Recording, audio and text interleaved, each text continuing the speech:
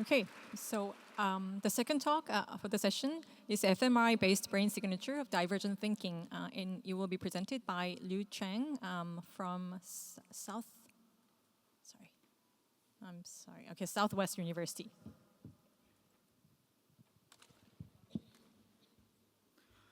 Okay, good evening, everyone. And my name is Cheng Liu, come from Southwest University, China. And my reporter title is FMRI-based brain signature of divergent thinking.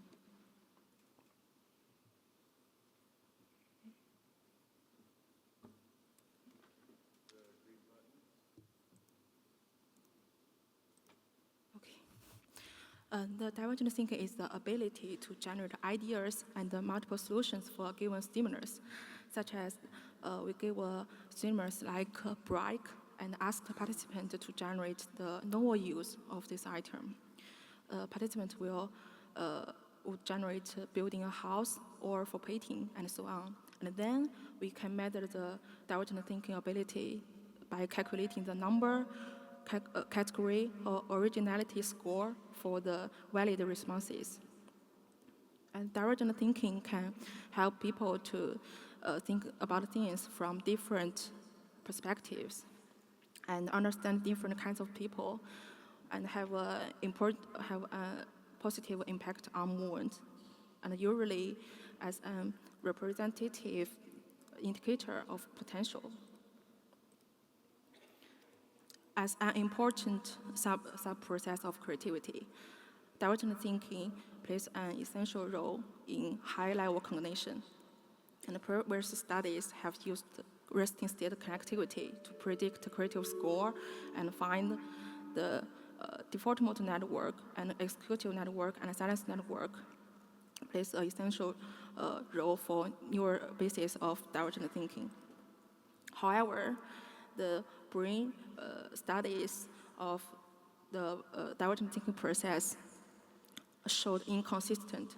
So the further interpretation of neural representation of divergent thinking is necessary.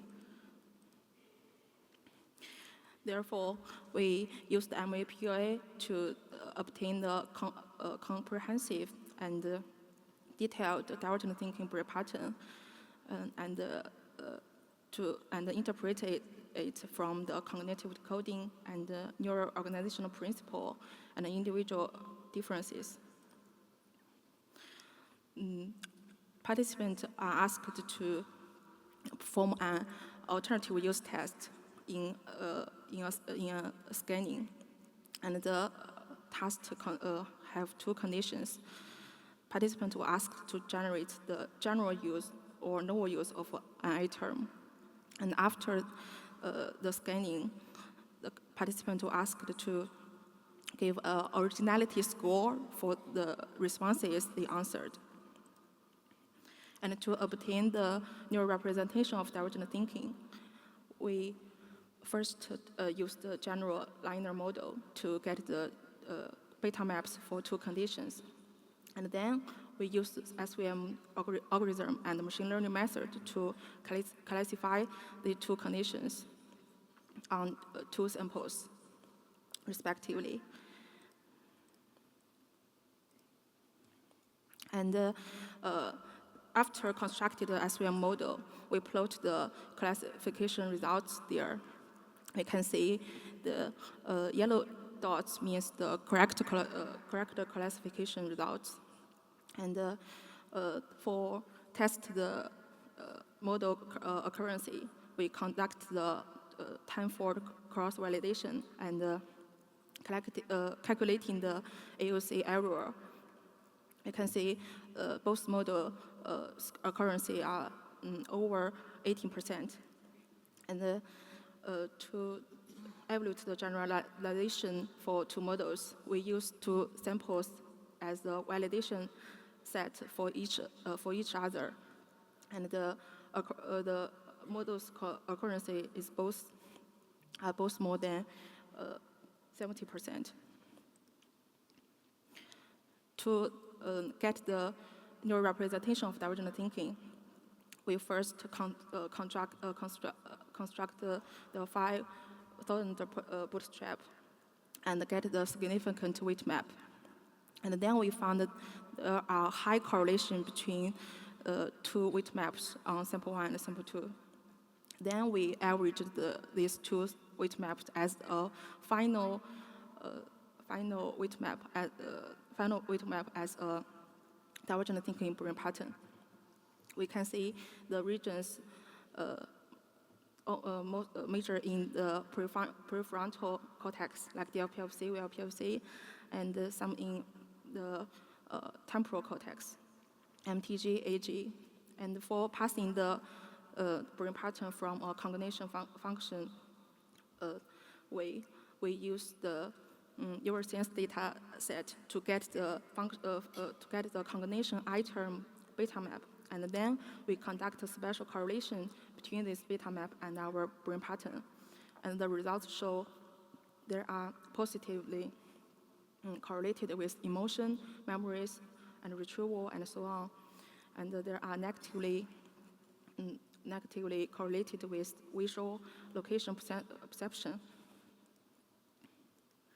And for interpret it in a network way, we overlapped the brain pattern into the functional network, and we can see the positive weights are more concentrated in the default and the frontal parietal network, and the negative weights are more concentrated in the visual and the somatomotor network.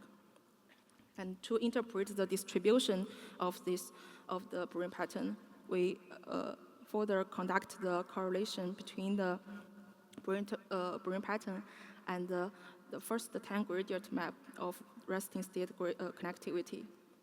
And the results show there are high correlation between the primary gradient and our brain pattern. These results suggest that the brain region closer to the DMN and frontal parietal end are mostly positively important, plays a most positively important role in divergent thinking. And the brain regions closer to the visual and the somatomotor end plays a more inhibitory role in divergent thinking.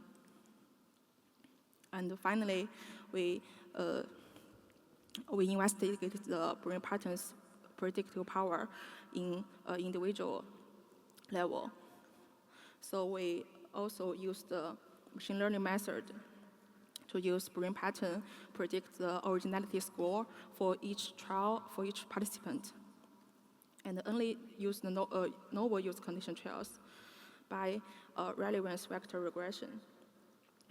And we also do the tenfold cross-validation. And this plot shows the occurrence distribution after cross-validation. And we calculate the occurrence by do correlation between the predicted value and the true value. And we can see there are both high correlation in the predicted and true value in two samples. Overall, our study used two independent samples to obtain a comprehensive and detailed brain pattern of divergent thinking. And these brain regions are not distributed in a discrete manner, but follows a hierarchical organizational principle. And these brain regions not only capture the group level brain pattern, but also capture the individual differences. If you are interested in our study, please contact us for free. Thank you.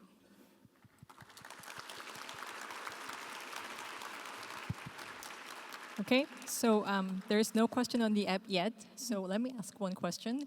Thank you. How do you think the neural organizational principle or pattern you found for the divergent thinking is different from convergent thinking? Divergent thinking is